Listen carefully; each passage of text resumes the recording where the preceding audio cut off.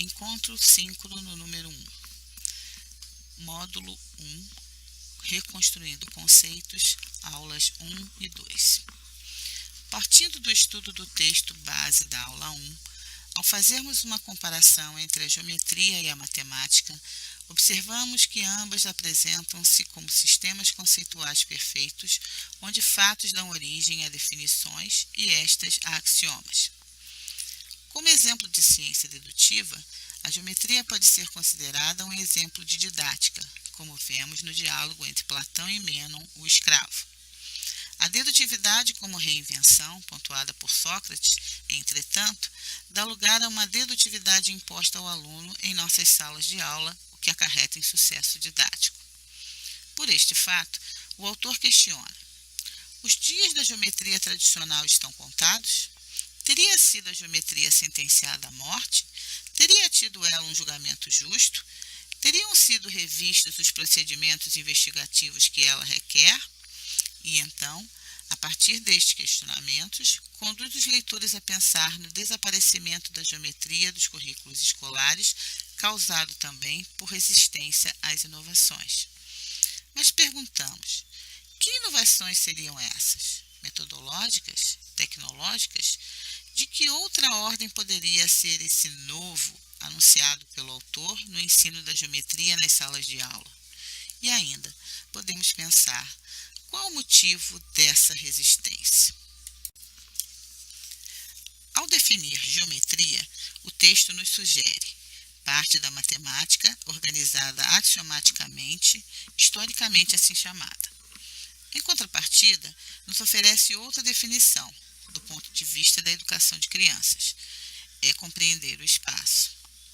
Conforme nos traz o autor, o espaço que a criança deve aprender a saber, explorar, conquistar, para viver, respirar e se mover da melhor forma nele mesmo. Mas de onde se começa a compreender o espaço? Trazemos aqui um trecho do item 1.4 do capítulo 1 da tese de doutorado do professor doutor Adley Detone, que nos auxilia no entendimento dessa questão. Abre aspas. Esse mundo não é uma hipótese rodeada de pressupostos. O espaço, como relação sujeito-mundo, é um fato desde sempre constituído, e nenhuma ciência consegue determiná-lo, pois ele pressupõe a si mesmo em sua primordialidade. Fecha aspas. Assim, essa compreensão de espaço, sobre a qual nos perguntamos onde começa, está no pré-reflexivo. Ainda conforme nos diz esse professor, abre aspas, a reflexão sobre o espaço é um paradoxo da constituição do que já existe. Abre parênteses. Posso pensar o espaço, mas nele sempre estou. Estou atualmente enquanto penso. Fecha parênteses, fecha aspas. O texto nos adverte que, apesar da importância do espaço para nós, ele não o é para a geometria. Geometria é matemática e, por isso, pede por fundamentos mais sólidos do que o espaço em que se vive. Para investigar o espaço, o autor relaciona algumas perguntas. Veja nas páginas 3, 4 e 5 do texto base da aula 1 deste módulo. A partir delas, construímos um quadro, para o qual convidamos vocês a apresentar possibilidades de respostas, considerando o espaço em que se vive e interpretações no âmbito da geometria. As perguntas são: por que um pedaço de papel fica dobrado numa linha reta? Por que um pedaço de papel enrolado se torna rígido? Por que numa fita de papel amarrada aparece um pentágono regular? Como se originam as projeções, sombras? Qual é a interseção entre um plano e uma esfera? E entre duas esferas? Qual tipo de curva é a linha entre a parte iluminada e a sombra da lua? Por que o raio de um círculo pode ser transferido 6 vezes ao redor de sua borda? Como uma bela estrela aparece através dessa construção? Por que a linha reta é o menor caminho? Por que triângulos congruentes se ajustam para cobrir o plano e por que pentágonos congruentes, em geral, falham ao fazer isso?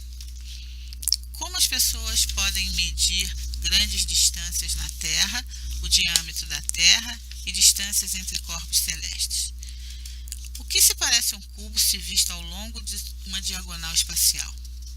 O que é maior, a superfície de uma tampa esférica ou a do cilindro ao seu redor? Qual o menor caminho para um raio luminoso viajar entre um ponto e outro enquanto toca um espelho? Como funciona um caleidoscópio? Qual é a maior esfera num tetraedro? Que tipo de curva fechada é igualmente larga em todas as direções? Como pode o nível de um líquido em algum vaso mudar se certa quantidade de líquido é colocada? Qual é a relação entre o tamanho real e aparente de um corpo? Se um cubo é quebrado em 6 pirâmides quadradas, com seus vértices no centro, e estas pirâmides se viram para fora sobre suas faces correspondentes, por que aparece um sólido romboédrico?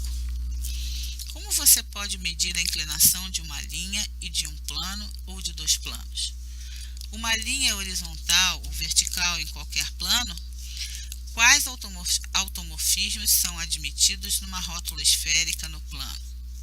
Quantos pontos o plano de uma rótula pode possuir no círculo unitário se ela tem no máximo sua origem no círculo unitário?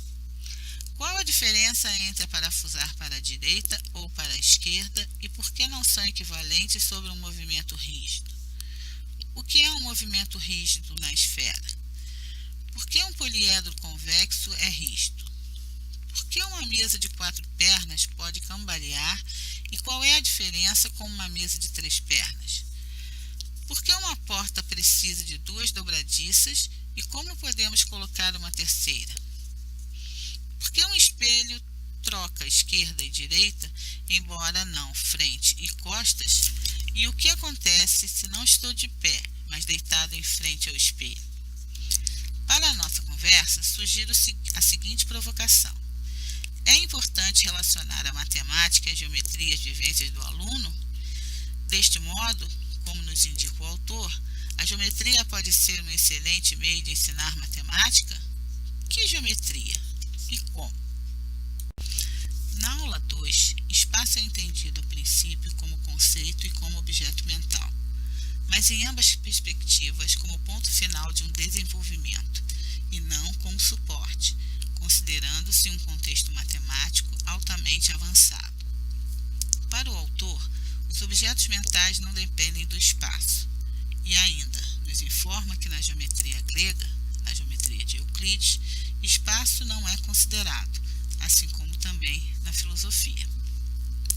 Um exemplo do que o texto procurará evitar é o espaço euclidiano, com seus pontos ligados por retas contidas em planos, seus círculos formados de qualquer tamanho, seus ângulos retos iguais e onde a soma dos ângulos internos de um triângulo é sempre 2 retos.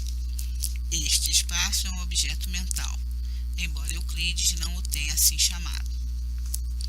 A palavra geometria, terra, metria, medir, pode ser definida como medir a terra, embora este significado tenha sido desprezado pela geometria grega. Para os antigos gregos, o que é relevante é a relação entre segmentos de reta. Euclides menciona ainda as medidas de ângulos, como domínio dos astrônomos, mas as medidas dos segmentos são mencionadas em sua obra Os Elementos. Fazendo uma comparação entre o espaço euclidiano e o espaço ao nosso redor, observamos que, no que diz respeito à complexidade, o primeiro é uma estrutura mais pobre, enquanto que o segundo apresenta uma estrutura mais rica, mais complexa. Enquanto o espaço euclidiano apresenta contextos convenientes à teorização, no espaço ao nosso redor observamos diferentes aspectos que dificultam a produção de uma teoria, como as diferentes cores, sons, movimentos, cheiros, texturas nele observados. O espaço euclidiano é aceito como dado, objetivamente, como um objeto mental. Foi descrito por Pasch-Hilbert como espaço vetorial, de maneira precisa, e por Descartes, nos sistemas de coordenadas, de maneira mais eficiente. Refletindo sobre a afirmação do autor. Abre aspas.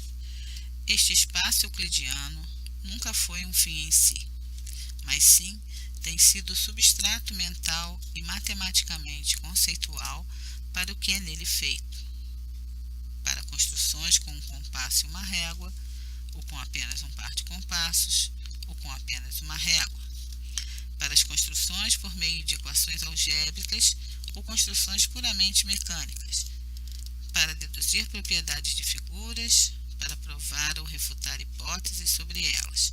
Fecha aspas, página 3. Seriam estas as ideias a serem trabalhadas didaticamente no ensino da geometria? O que você acha? Há ainda outros exemplos de espaços, como o projetivo, construído com a utilização apenas de régua como instrumento e que necessita de pontos, retas e um plano infinito, um espaço euclidiano embelezado.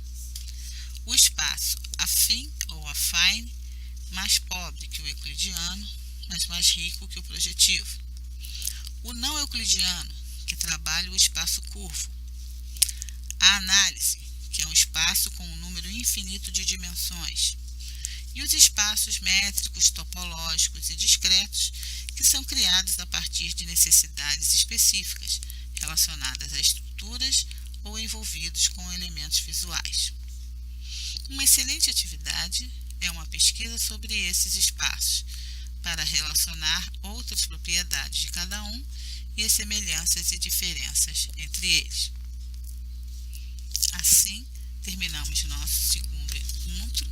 Este é o resumo da primeira e segunda aulas. Espero que tenham aproveitado e que possamos conversar sobre as perguntas e provocações aqui deixadas.